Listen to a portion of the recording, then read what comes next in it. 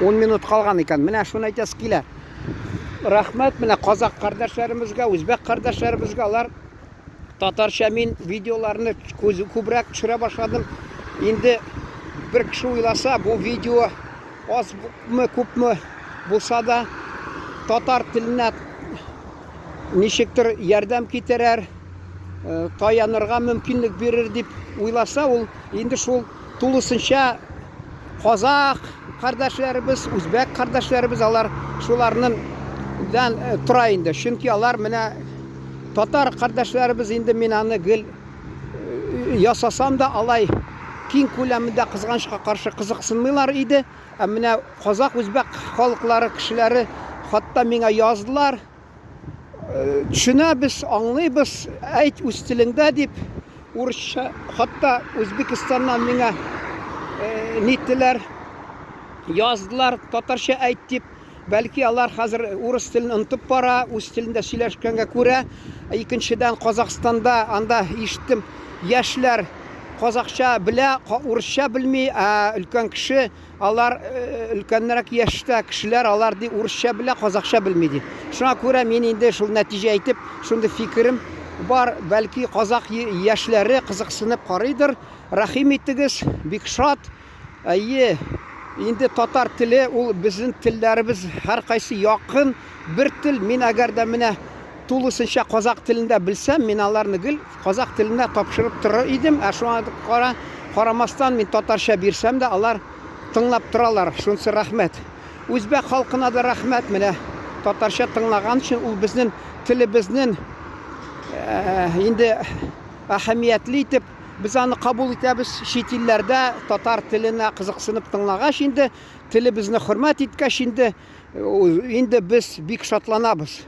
Чын туганнар авыр чакта ярдәм итә. Менә сез безнең татар телебез, сезнең тугандаш, бер туган халкыгызның тугандаш телегез, халкының теле мәсәлән, ул хәзер авыр хәлдә.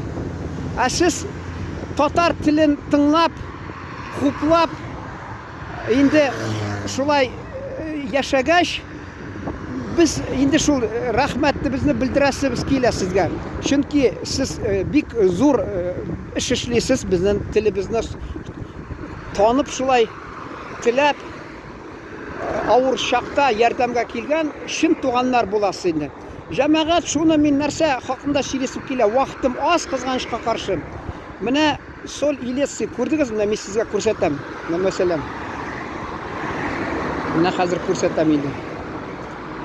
Менә бу буна пычратып бетергән, хатта мине менә ачу килә. Пычратып ята инде бөтен ине. Шунда мәсәлән төстүбә дип атыйлар аны вакытында урнашкан безнең халкыбыз анда.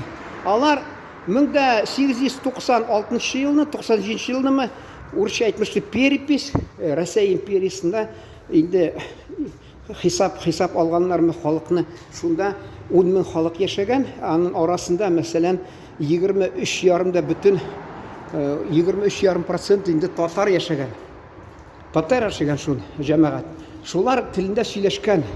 Хәзер менә авылларда татар авылы түгел инде, анда күрше районда бар 100% татар авылы. Әмма безнең районда татар 10% не барысы 50 мең кеше халыктан 10%.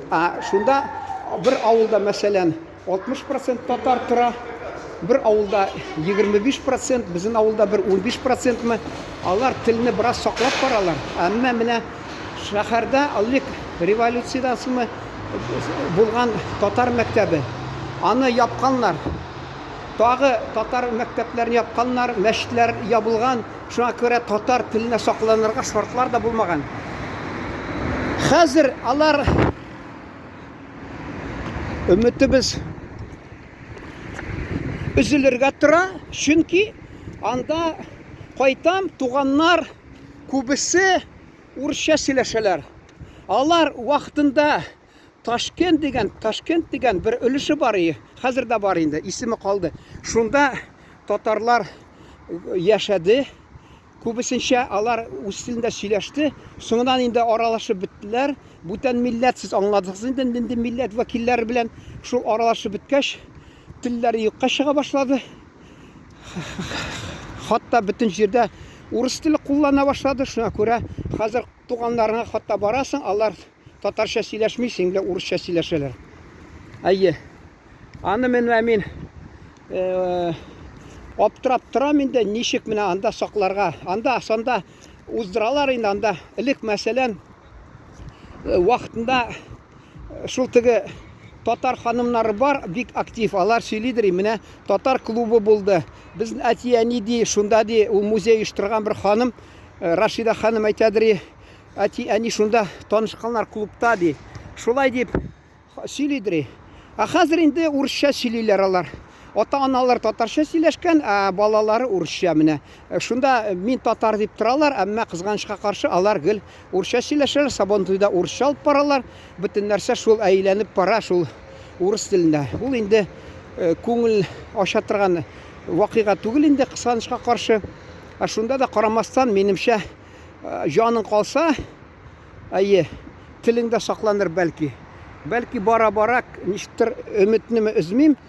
Телне сакларлар, яңартырлар дип, анда хатта шул клуб яңадан төзеләр, татар клубы, музейын ачкан булганнары иде. Шулай бераз татар изе сакланып бара. Әйе, Сабантуйлар ел сайын уза. Ну, инде ничек белмим, бераз менә шушы Татарстаннан ана йыртып ташладым кагазын.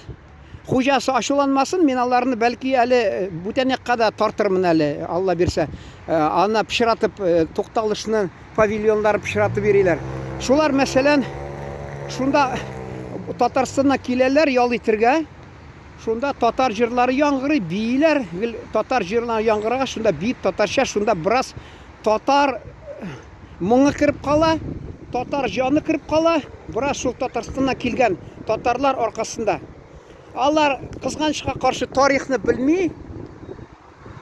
Элек монда татар күреп торган, татар урамы дип менә атаган, таш урам дип мәсәлән, тагы нинди менә шушы тарихи татар мәктәбе булган дип андый кызганычка каршы мәгълүмат булмаганга күрә алар инде тарихны белмиләр дә, аңламыйлар да әле шул.